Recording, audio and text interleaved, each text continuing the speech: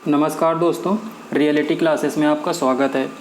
इस वीडियो से हम लोग अपने एक नए टॉपिक भूगोल को स्टार्ट करेंगे। भूगोल मतलब जियोग्राफी, और जो टॉपिक वाइज हम लोग इसमें देखेंगे। तो पहला जो टॉपिक आपका दिया गया है उसमें दिया है भारत एवं विश्व भूगोल के अंतर्गत नदियाँ तथा नदियों की घाटी। काफ़ी बड़ा टॉपिक है और मैंने इसमें समझ लीजिए गागर में सागर भरने की कोशिश की है। तो आपको सुनते जाना है और कई बार इसको रिपीट करना है। आपको पहली बार जैसा आपको अपने हिसाब से समझ में आए, स्पीड आप कम ज़्यादा कर सकते हैं यूट्यूब में, तो उस हिसाब से आप इसको देखिए। तो हम लोग सबसे पहले भारत की नदियाँ कवर करेंगे। तो इसमें भारत की नदियाँ दो तरह की होती हैं, एक हिमालयी नदियाँ और दक्षिण भारत की नदियाँ, मतलब हिमालय से निकलने वाली नदियाँ, और दूसरी हैं दक्षिण भारत की नदियाँ। तो जो हिमालयी नदियाँ होती हैं वो उनमें हमेशा पानी बना रहता है, तो उनको सदाबहार या बारहमासी नदियाँ भी बोलते हैं। इनके एग्जाम्पल दिए गए हैं सिंधु, झेलम, चिनाब, रावी, ब्यास, सतलज, गंगा, ब्रह्मपुत्र, यमुना, रामगंगा, गोमती, गंडक, कोसी, महानंदा। दूसरा है दक्षिण भारत की नदियाँ। इनको बरसाती या प्रायद्वीपीय नदियाँ भी बोलते हैं। इनमें बरसात के टाइम में पानी अच्छा खासा रहता है, बाकी ये धीरे धीरे इनमें पानी कम होता रहता है। एग्जाम्पल है महानदी, गोदावरी, कृष्णा, पेरियार, नर्मदा, ताप्ती, केन, बेतवा, चंबल, सोन, दामोदर, माही और मांडवी।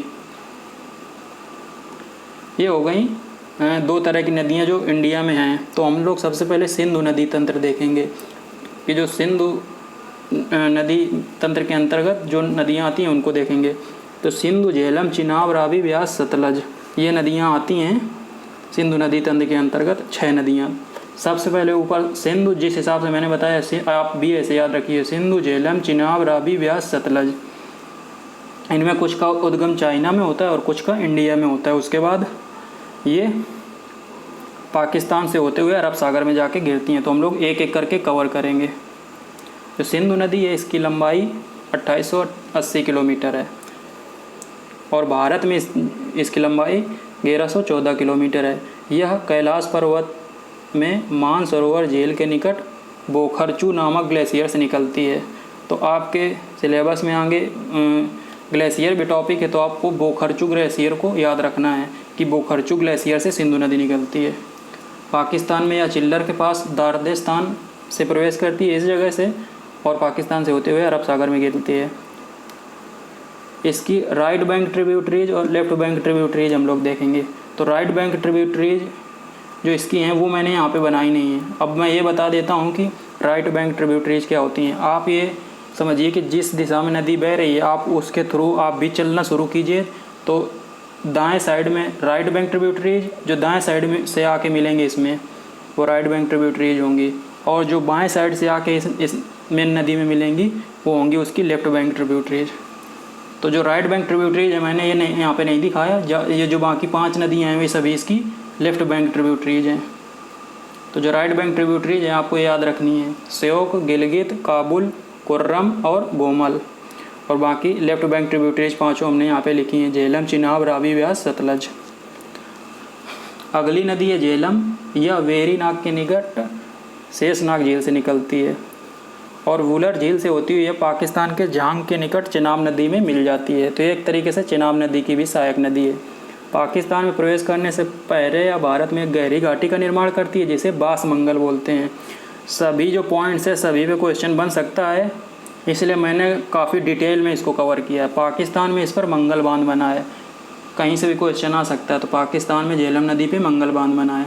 अगली नदी है चिनाब नदी। इसका उद्गम लाहौल स्पीति घाटी में बारालाचा पास के पास बारालाचा पास है जो उसके निकट हिमाचल प्रदेश में इसका उद्गम होता है। लाहौल स्पीति घाटी हिमाचल प्रदेश में पड़ती है, कुछ लोगों ने इसका नाम सुना भी होगा।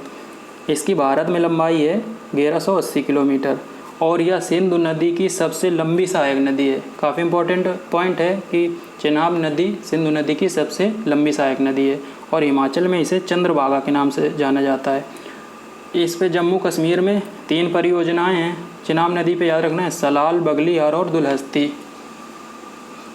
आपका जो ये टॉपिक है इसमें नदी घाटी भी दिया गया है, तो उसमें नदी घाटी परियोजनाएं इसका मतलब है। तो ये नदी घाटी परियोजनाएं भी मैंने लास्ट में दी हुई हैं, लेकिन आपको ऐसे भी देखते जाना है। रावी नदी, इसका उद्गम रोहतांग पास के निकट कुल्लू की पहाड़ियों से होता है और पाकिस्तान में सराय संधू के निकट चिनाब नदी में मिल जाती है। इस पे रंजीत सागर या इसी को थीन परियोजना बोलते हैं और चमेरा परियोजना इस नदी पे है। तो क्वेश्चन ये भी पूछता है ना कि ये परियोजना किस नदी पे है, तो इसलिए मैंने इसको शामिल किया है। अगली नदी है ब्यास नदी। इसका उद्गम रोहतांग के पास ब्यास कुंड से होता है और यह केवल भारत में बहती है और यह हरिके नामक स्थान पर सतलज नदी से मिलती है और यहाँ पे हरिके बैराज बनाया गया है। हरिके बैराज के बारे में भी पहले क्वेश्चन बन चुका है। अगली नदी है सतलज नदी। यह तिब्बत में राक्षसताल या राकसताल झील से निकलती है और वहाँ पे इसे लांगचिन खबाब के नाम से जाना जाता है और भारत में यह सिपकिला से प्रवेश करती है। पहले एक क्वेश्चन बन चुका है कि सतलज नदी भारत में किस दर्रे से प्रवेश करती है। तिब्बती भाषा में ला का मतलब पास ही होता है, दर्रा, तो सिपकिला से प्रवेश करती है। तो ये हो गया आपका सिंधु नदी तंत्र। थोड़ा मैं जल्दी से कवर कर रहा हूँ वरना जो वीडियो है बहुत ही लंबा हो जाएगा। अगला नदी तंत्र है वो है गंगा नदी तंत्र। तो इसमें मैंने पंचप्रयाग सबसे पहले दिखाए हैं जो उत्तराखंड के हैं। पंचप्रयाग वो देखते हैं। तो पंचप्रयागों के नाम है विष्णु प्रयाग, नंद प्रयाग, कर्ण प्रयाग, रुद्र प्रयाग और देव प्रयाग। आप इनका एक शॉर्ट फॉर्म बना दीजिए। मैंने ऐसे बनाया VNKRD, विष्णु, नंद, कर्ण, R से रुद्र और D से देव। सतोपंथ ग्लेशियर से अलकनंदा नदी निकलती है, ये मेन नदी है। और अलकनंदा और भागीरथी नदी देवप्रयाग में जब मिलती है तो गंगा नदी बनती है। तो आप याद रखना कि गंगा नदी नाम देवप्रयाग जगह है उत्तराखंड में, वहाँ जब भागीरथी नदी अलकनंदा से मिलती है तभी गंगा नदी वहाँ से उसका नाम पड़ता है। तो अलकनंदा पहले विष्णु प्रयाग में धौली गंगा से अलकनंदा में धौली गंगा मिलती है, फिर आगे अलकनंदा में नंद प्रयाग में नंदाकिनी मिलती है और आगे कर्ण प्रयाग में अलकनंदा नदी में पिंडार नदी मिलती है। तो ये तीन हो गई इसकी अलकनंदा की राइट बैंक ट्रिब्यूटरीज। उसके बाद लेफ्ट बैंक ट्रिब्यूटरीज हो गई। उसके बाद राइट बैंक ट्रिब्यूटरीज दो हैं, मंदाकिनी और भागीरथी। तो अलकनंदा में मंदाकिनी मिलती है रुद्रप्रयाग में और अलकनंदा से भागीरथी मिलती है देवप्रयाग में। कभी कभी भागीरथी से भी पूछ लेता है क्वेश्चन। भागीरथी में दुनिया का सबसे ऊंचा डैम टिहरी डैम बना हुआ है, भागीरथी में नदी में बना, उत्तराखंड में है ये। तो जो भागीरथी नदी है ये गोमुख या गंगोत्री हिमनद, गंगोत्री ग्लेशियर से उत्तराखंड में निकलती है भागीरथी नदी। ये अलकनंदा से देवप्रयाग में मिलती है और देवप्रयाग से आगे फिर ये नदी जो बनती है उसको गंगा नदी बोलते हैं। तो गंगा नदी अलकनंदा और भागीरथी के मिलन स्थल देवप्रयाग में इसका उद्गम होता है, बता ही चुका हूँ। यह भारत की सबसे लंबी नदी है। इसकी लंबाई आपको याद रखना है 2525 किलोमीटर। तो भारत की सबसे लंबी नदी इसलिए है क्योंकि ये भारत में ही इसका उद्गम होता है और उसके बाद भारत में सबसे ज़्यादा किलोमीटर।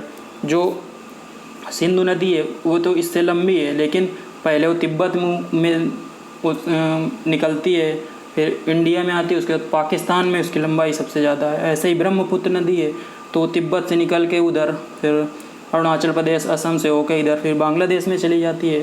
तो जो भारत की सबसे नदी मतलब जिसका उद्गम भारत में होता है उसकी सबसे ज़्यादा लंबी नदी वो है गंगा नदी। वो भारत में गंगा नदी की लंबाई है 2525 किलोमीटर। गंगा नदी 5 राज्यों से बहती है और उसमें सबसे ज़्यादा लंबाई उत्तर प्रदेश में है। उसके बाद भी अगला उत्तर प्रदेश के बाद बिहार, झारखंड और पश्चिम बंगाल। मतलब पहले उत्तराखंड आता है, उत्तराखंड से फिर उत्तर प्रदेश, फिर बिहार, झारखंड के बाद पश्चिम बंगाल से आगे फिर बांग्लादेश में प्रवेश कर जाती है। फिर उसके बाद ये बंगाल की खाड़ी में जाके गिरती है। तो इसकी सबसे ज़्यादा लंबाई उत्तर प्रदेश में और सबसे कम है झारखंड में। अब हम लोग गंगा नदी है उसकी राइट बैंक ट्रिब्यूटरीज को देखेंगे। फिगर मैंने बनाया है, इससे आपको समझने में आसानी होगा। तो भागीरथी और अलकनंदा हरिद्वार में देवप्रयाग में गंगा नदी बनी।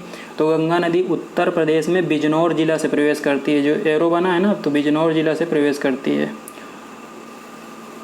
और हम लोग यहीं पे उसके बाद देखते हैं यमुना नदी। और यहाँ पे जो यमुना नदी है वो बंदर पूंछ चोटी है, वो उसको यमुनोत्री ग्लेशियर भी बोलते हैं, उत्तराखंड में पड़ता है, वहाँ से निकलती है। उसके बाद इटावा में चंबल नदी इस पे मिलती है। तो जो चंबल नदी है वो यमुना की सहायक नदी है। और हमीरपुर में यमुना नदी में बेतवा नदी मिलती है। और बांदा में केन नदी यमुना नदी मिलती है। उसके बाद प्रयागराज में यमुना नदी गंगा नदी से मिल जाती है। और उसके बाद उत्तर प्रदेश में बलिया ज़िले से गंगा नदी प्रवेश करती है बिहार में। और पटना ज़िला में मतलब पटना में सोन नदी मिलती है गंगा नदी से। सोन नदी का उद्गम जो है वो अमरकंटक पठार मध्य प्रदेश से होता है। और ये चंबल नदी का उद्गम मैंने लिखा है जना पर्वत मध्य प्रदेश से चंबल नदी का उद्गम होता है। आगे इसी पे फरक्का बांध बना हुआ है पश्चिम बंगाल में। पश्चिम बंगाल में जो दामोदर और हुगली दो शाखाएं दामोदर नदी मिलती है। मतलब जो गंगा नदी है ना उससे निकल के हुगली नदी बनती है और उसी में दामोदर नदी मिल जाती है। तो दामोदर नदी छोटा नागपुर पठार से निकलती है और जो कलकत्ता है वो हुगली नदी के किनारे बसा हुआ है। तो उसके बाद ये गंगा नदी बांग्लादेश में प्रवेश कर जाती है जहाँ इसे पद्मा बोलते हैं। और जब ये ब्रह्मपुत्र से मिलती है बांग्लादेश में उसके बाद इसका नाम मेघना हो जाता है। ब्रह्मपुत्र नदी को बांग्लादेश में जमुना के नाम से जाना जाता है। तो आपको इस तरह से याद रखना है पीजेएम या पाजामा, इस तरह से गंगा का नाम हो जाएगा पीजेएम, आप याद रखना। और ये ऐसे 3 लाइनें मिलाना। तो सबसे पहले पी से पद्मा गंगा नदी, उसके बाद ऊपर से ब्रह्मपुत्र आ रही तो उसका नाम है जमुना, और फिर ये एम से मेघना। तो पद्मा जमुना मेघना, मेघना नदी के नाम से बंगाल की खाड़ी में गिर जाती है। तो ये हो गई गंगा की राइट बैंक ट्रिब्यूटरीज। अब हम लोग देखते हैं गंगा की लेफ्ट बैंक ट्रिब्यूटरीज।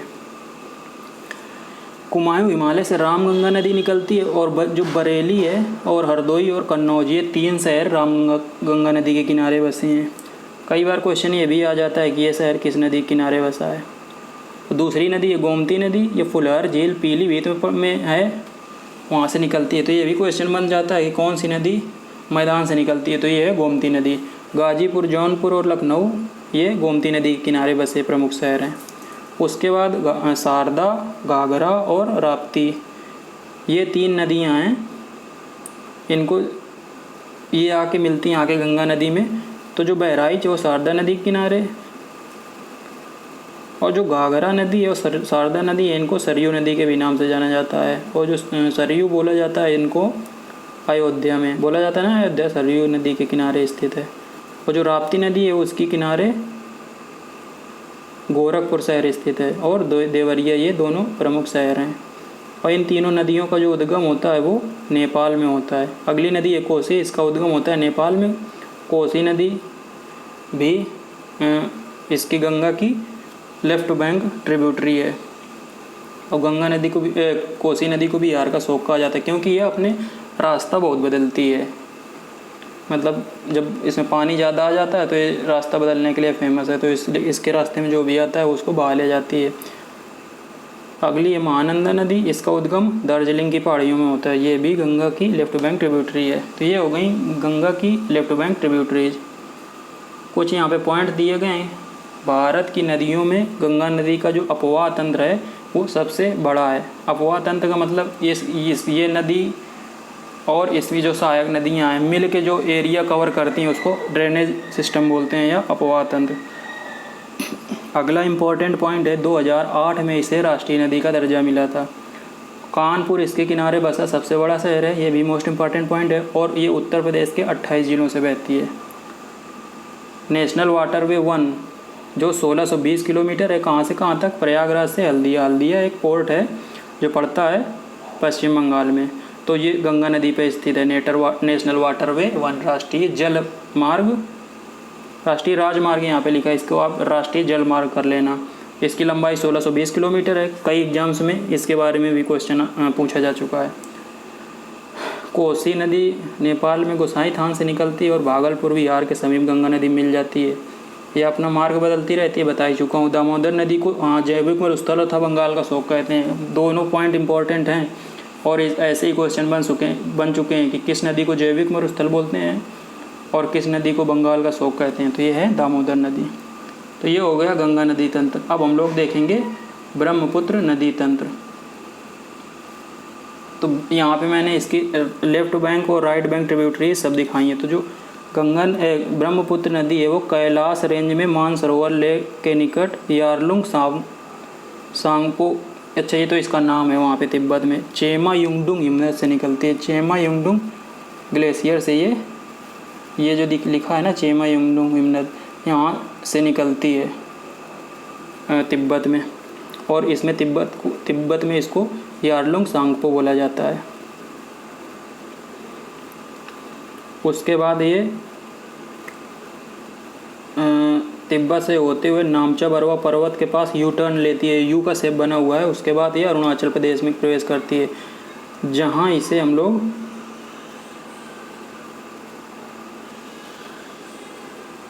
दिहांग के नाम से जानते हैं।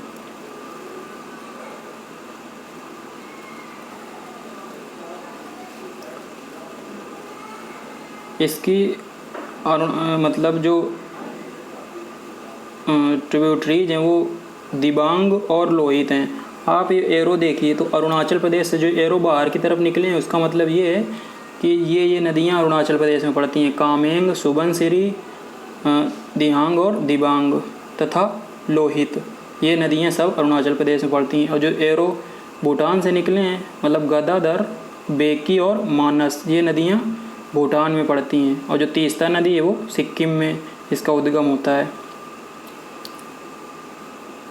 तो आप डायरेक्शन से समझ सकते हैं कौन राइट बैंक ट्रिब्यूटरी है, कौन सी लेफ्ट बैंक ट्रिब्यूटरी है।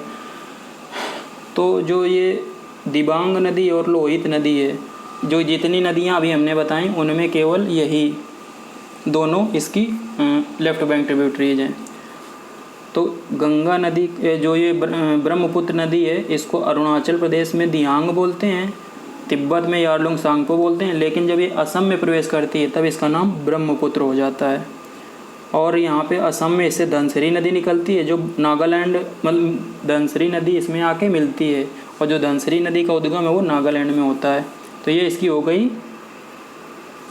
Left bank tributary.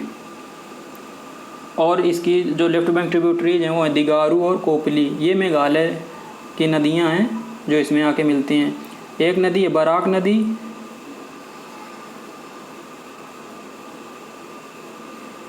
जो मणिपुर से निकलती है और इसको बांग्लादेश में मेघना बोलते हैं। तो मतलब इसी की धारा और उसके बाद जो पद्मा और जमुना मतलब गंगा और ब्रह्मपुत्र की धारा आगे मिलके मेघना के नाम से जानी जाती हैं। तो ये हो गया आपका ब्रह्मपुत्र नदी तंत्र। सहायक नदियाँ पूछ लेता है तो जितनी इंपॉर्टेंट मैंने यहाँ पे रख दी हैं। Right bank tributary, left bank tributary की इसके थ्रू आप चलिए कि मतलब तिब्बत से आई, अरुणाचल से अंदर इंटर किया, असम से होते हुए बह रही है बांग्लादेश पे और उसके बाद बंगाल की खाड़ी में गिरे। तो आप इस पे बैठ जाइए नदी में, नाव में समझ लीजिए, और बहते हुए जैसे चल रही तो आपके दाहिने हाथ में जो पड़ेंगे वो दाहिने हाथ की राइट बैंक ट्रिब्यूटरीज हो जाएंगी, और जो लेफ्ट साइड से आके मिलेंगी वो हो जाएंगी लेफ्ट बैंक ट्रिब्यूटरीज। इसके बारे में जो भी इम्पोर्टेंट पॉइंट है वो मैंने यहाँ पे लिखा है। चेमा युंगडुंग हिमत से निकलती है, यारलुंग सांगपो के नाम से जाना जाता है वहाँ पे,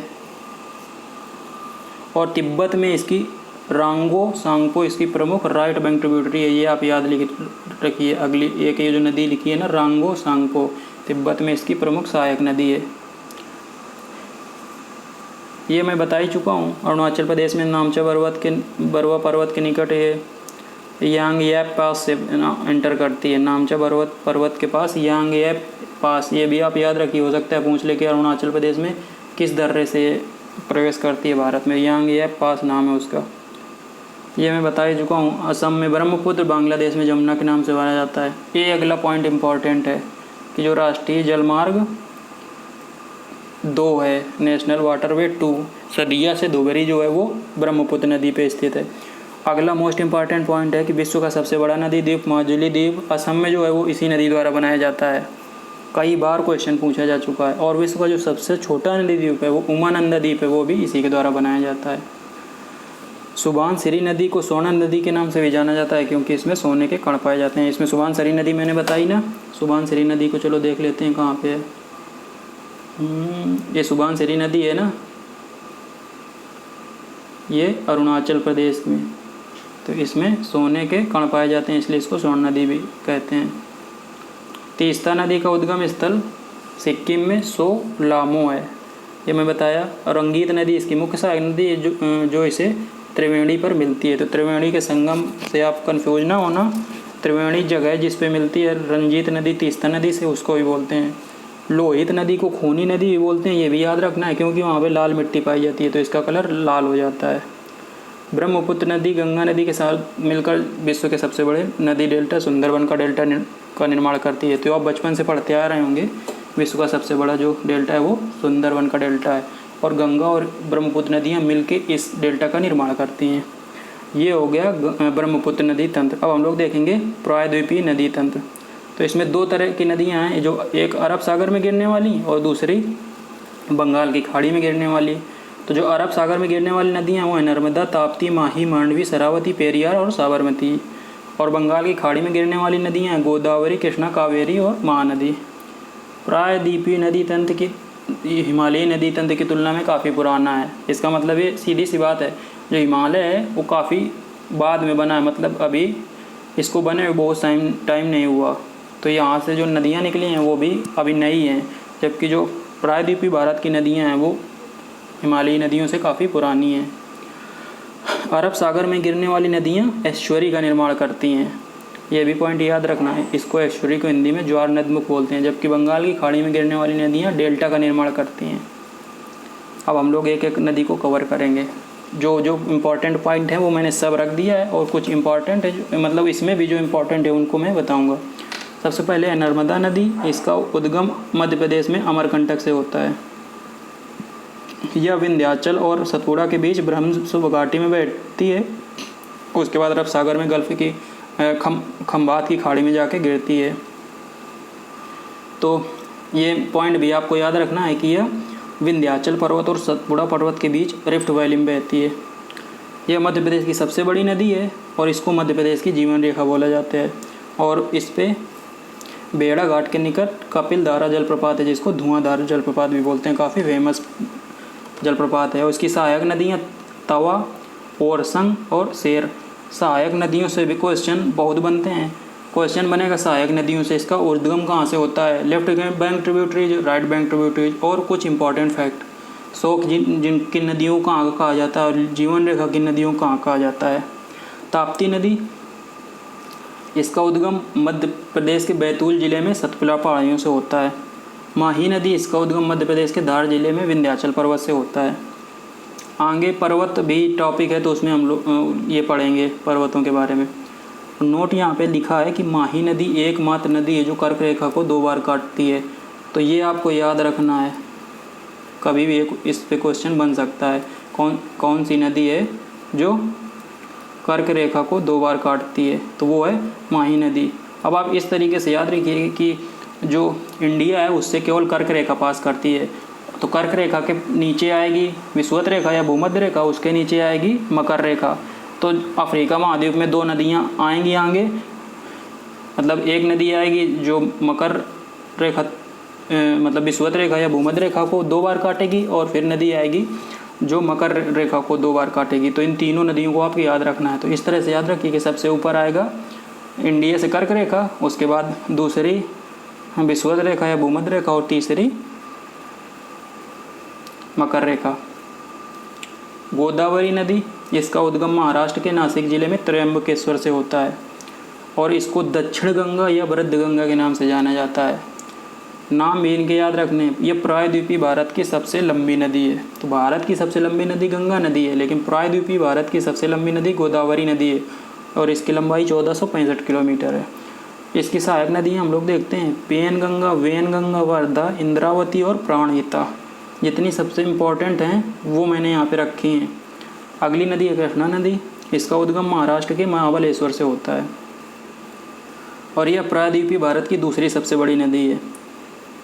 यह महाराष्ट्र, कर्नाटक, तेलंगाना, आंध्र प्रदेश से होकर बंगाल की खाड़ी में गिरती है। सहायक नदियाँ देख लेते हैं तुंगभद्रा, कोयना, भीमा, मालप्रभा, घाटप्रभा, दूधगंगा, मूसी, पंचगंगा। सभी इम्पोर्टेंट है, इसलिए मैंने इतनी ढेर सारी इसमें रख दी हैं। कृष्णा नदी जल विवाद जो है वो जल बंटवारे से संबंधित है, और ये 1957 से चल रहा है महाराष्ट्र, कर्नाटक और आंध्र प्रदेश के बीच में। ये पूछ सकता है कि कृष्णा नदी जल विवाद किन किन राज्यों के बीच चल रहा है, तो महाराष्ट्र, कर्नाटक और आंध्र प्रदेश के बीच। कावेरी नदी यह कर्नाटक में कुर्ग के निकट ब्रह्मगिरी पहाड़ी से निकलती है और यह दक्षिण भारत की तीसरी सबसे बड़ी नदी है। इसको दक्षिण भारत की गंगा कहा जाता है। तो जो गोदावरी नदी है उसको दक्षिण गंगा या वृद्ध गंगा बोलते हैं, जबकि कावेरी नदी को दक्षिण भारत की गंगा बोलते हैं। कन्फ्यूज नहीं होना है आपको।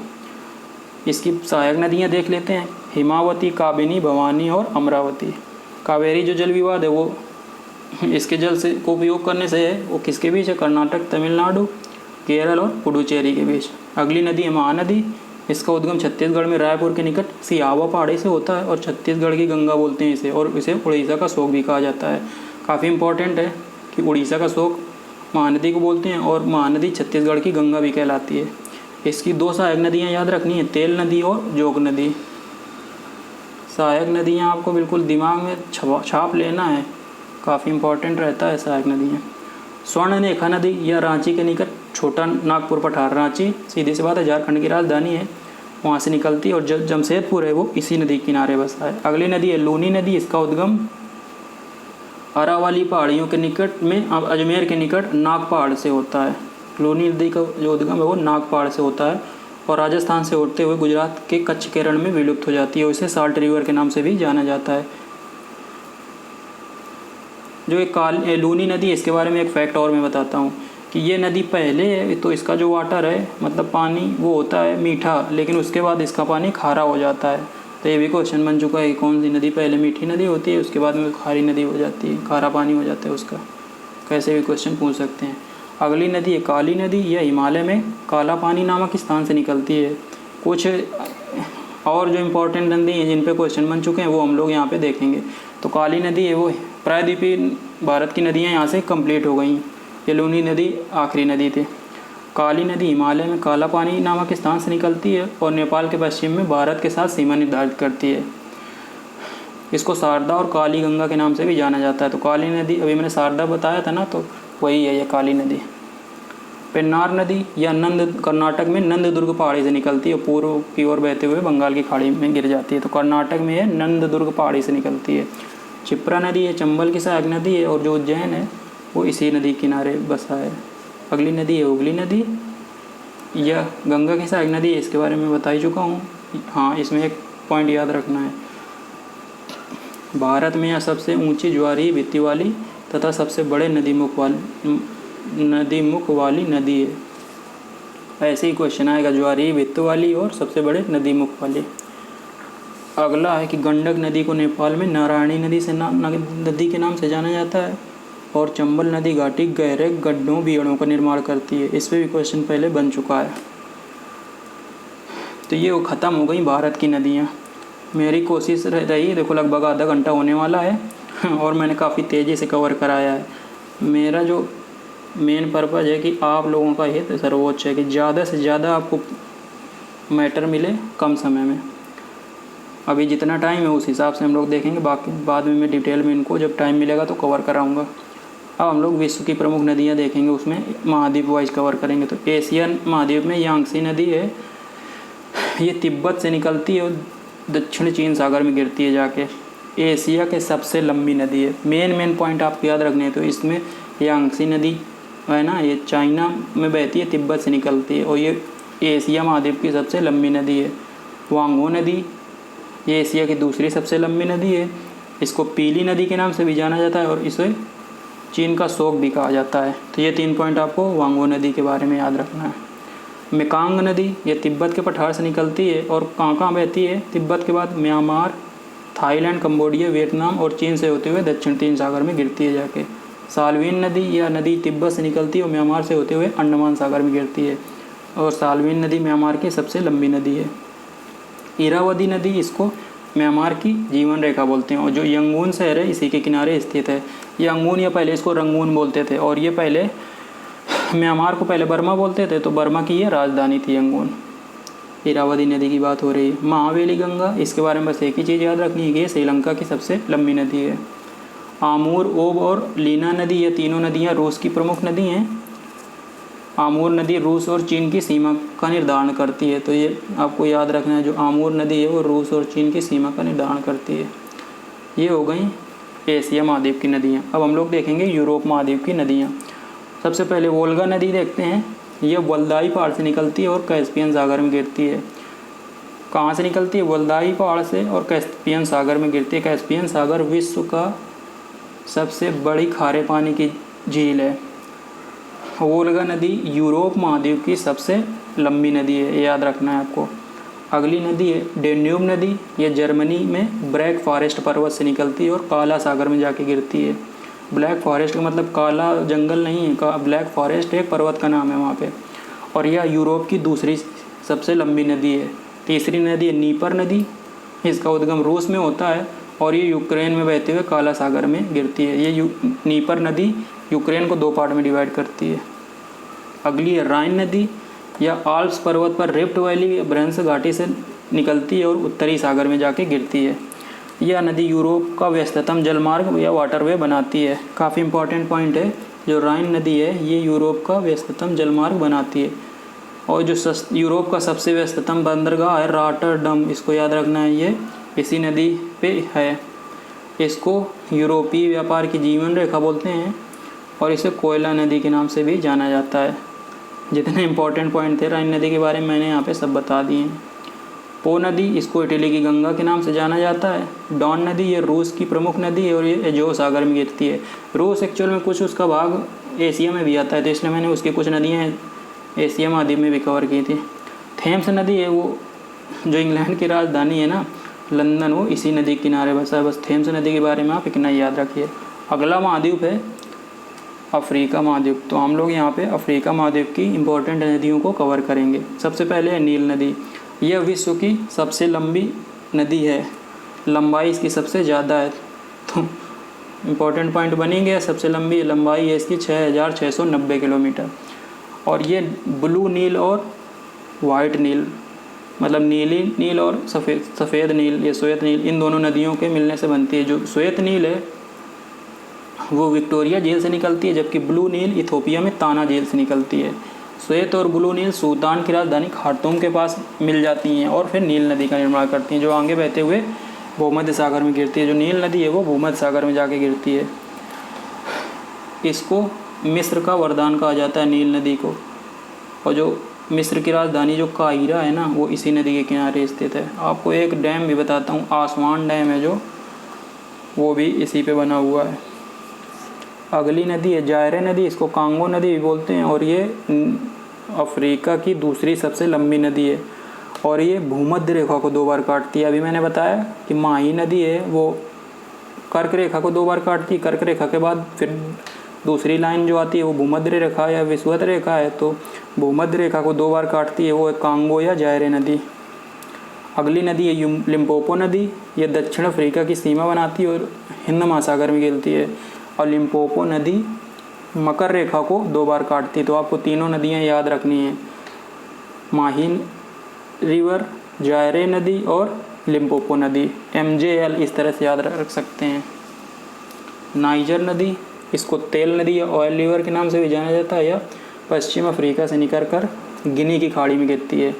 जाम्बेजी नदी ये पश्चिम जाम्बिया से निकलती है और हिंद महासागर में गिरती है। और जाम्बेजी नदी पे फेमस एक वाटरफॉल है विक्टोरिया जलप्रपात, इसी नदी पे है। करीबा बांध जो है वो भी जाम्बेजी नदी पे, वो अफ्रीका का सबसे बड़ा हाइड्रो इलेक्ट्रिक पावर प्लांट है। तो ये हो गई अफ्रीका महाद्वीप की इम्पोर्टेंट नदियाँ। अब हम लोग ऑस्ट्रेलिया की देखते हैं, तो उसमें आप मरे डार्लिंग नदी याद रखिए, ये कासिस्को पर्वत से निकलती है और आगे डार्लिंग नदी मिल जाती है। तो इस तरह से मरे डार्लिंग बनती है और जो आगे जाके हिंद महासागर में गिरती है। अब हम लोग दक्षिण अमेरिका महाद्वीप मतलब साउथ अमेरिका कॉन्टिनेंट की प्रमुख नदियाँ देखेंगे। तो उसमें सबसे इम्पोर्टेंट तो है अमेजन नदी। ये अंडीज पर्वतमाला से निकलती है और अटलांटिक महासागर में गिरती है। यह विश्व की सबसे चौड़ी नदी है, ये आपको याद रखना है। नील नदी विश्व की सबसे लंबी है, लेकिन अमेजन नदी विश्व की सबसे चौड़ी नदी है और इसका ड्रेनेज सिस्टम भी विश्व में सबसे ज़्यादा है। जो अगली इम्पोर्टेंट नदी है यहाँ की दक्षिण अमेरिका की, वो है पराना नदी। यह दक्षिण अमेरिकी महाद्वीप की दूसरी सबसे लंबी नदी है। ब्राज़ील, पराग्वे और अर्जेंटीना से बहते हुए अटलांटिक महासागर में गिरती है। बस आप ये 2 ही नदी दक्षिण अमेरिका की याद रखिए, क्योंकि बहुत ज़्यादा हो रही हैं, याद रखने में दिक्कत होगी। उत्तरी अमेरिका महाद्वीप की सबसे इम्पोर्टेंट नदी है मिसिसिपी नदी, और इसमें आगे मिसौरी नदी मिलती है, तो इसलिए इसको मिसिसिपी मिसौरी नदी भी बोलते हैं। इसका जो उद्गम है मिसिसिपी नदी का इटास्का झील से होता है, और सेंट लुइस में मिसौरी नदी इसमें मिलती है और मेक्सिको की खाड़ी में जाके गिरती है। कहाँ पे? मेक्सिको की खाड़ी में। यह उत्तरी अमेरिका की सबसे लंबी नदी है, ये याद रखना है, और यह विश्व का सबसे लंबा नदी तंत्र बनाती है। ये दोनों पॉइंट आपको याद रखना है। विश्व का सबसे लंबा नदी तंत्र बनाती है, और जो मिसिसिपी नदी है वो उत्तरी अमेरिका महाद्वीप की सबसे लंबी नदी है। दूसरी नदी हम लोग देखेंगे सेंट लॉरेंस नदी। यह ग्रेट लेक्स को अटलांटिक महासागर से जोड़ती है। ये ग्रेट लेक्स हैं, ये कनाडा और यूएसए की सीमा पे कई सारी लेक्स हैं, उन्हीं को ग्रेट लेक्स बोला जाता है। तो ये जो सेंट लॉरेंस नदी इन ग्रेट लेक्स को अटलांटिक महासागर से जोड़ती है। मैकेंजी नदी ये कनाडा की सबसे लंबी नदी है। हडसन नदी न्यूयॉर्क के किनारे जो शहर है वो इसी नदी के किनारे बसा है।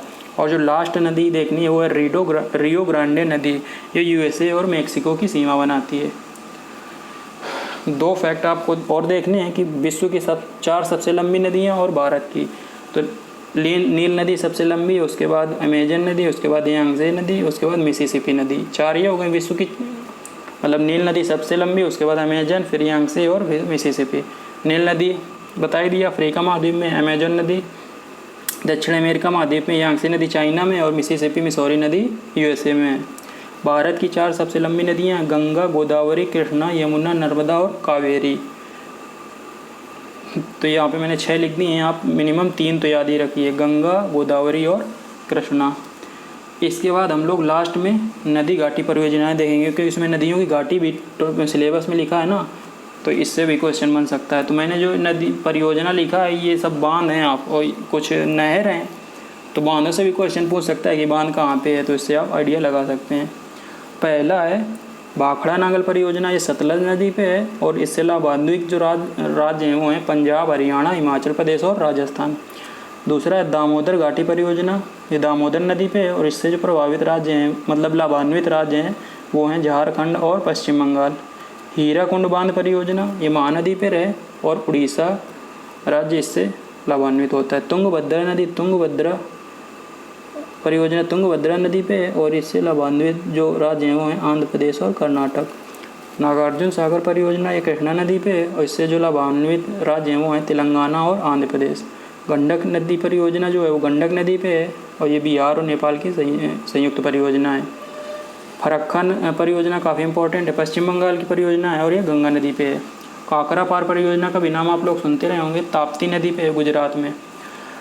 इंदिरा गांधी नहर परियोजना ये सतलज नदी पे है, और इससे लाभान्वित राज्य हैं राजस्थान, पंजाब और हरियाणा। ये इंदिरा गांधी नहर इंडिया की सबसे लंबी मैन मेड या कृत्रिम नहर आप इसको बोल सकते हैं। उकाई परियोजना ताप्ती नदी पे है, तो जिस परियोजना का नाम नदी से हटके वो तो आप स्पेशली याद रखिए। तो जो उकाई परियोजना है काफ़ी इंपॉर्टेंट है, ताप्ती नदी पे गुजरात में। पोचमपात परियोजना गोदावरी नदी पे कर्नाटक में। मालप्रभा, घाट प्रभा ये दोनों कर्नाटक में हैं और सेम नदियों पे हैं। रिहंद परियोजना रिहंद नदी उत्तर प्रदेश में है। रिहंद नदी सोन नदी की सहायक नदी है। इडुक्की परियोजना पेरियार नदी पे है और केरल में है। टिहरी परियोजना बता चुका हूँ कि भागीरथी पे टिहरी बांध बना हुआ उत्तराखंड में। माता टीला डैम ये झांसी में बना हुआ है बेतवा नदी पे, और उत्तर प्रदेश और मध्य प्रदेश इससे लाभान्वित होते हैं। कोयना परियोजना कोयना नदी पे है महाराष्ट्र में। घाट प्रभा बता ही दिया, घाट प्रभा नदी पे कर्नाटक में है। भीमा परियोजना पावना नदी महाराष्ट्र में। भद्रा परियोजना भद्रा नदी कर्नाटक में है। जायकवाड़ी काफ़ी इंपॉर्टेंट है, गोदावरी नदी महाराष्ट्र में है। शरावती परियोजना शरावती नदी कर्नाटक में। आपको बताना है कि कौन सा जो फेमस वाटरफॉल है वो शरावती नदी पे है। कुछ और बची हैं जो देख लेते हैं, उसी के साथ ही वीडियो खत्म हो जाएगा। रंजीत सागर बांध परियोजना रावी नदी में पंजाब में।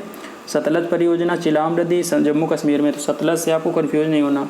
नाफ्ता जाकरी काफ़ी इंपॉर्टेंट है, ये सतलज नदी पे हिमाचल प्रदेश में। पंचेत बांध परियोजना ये दामोदर नदी पे है, झारखंड और पश्चिम बंगाल इससे लाभान्वित होते हैं।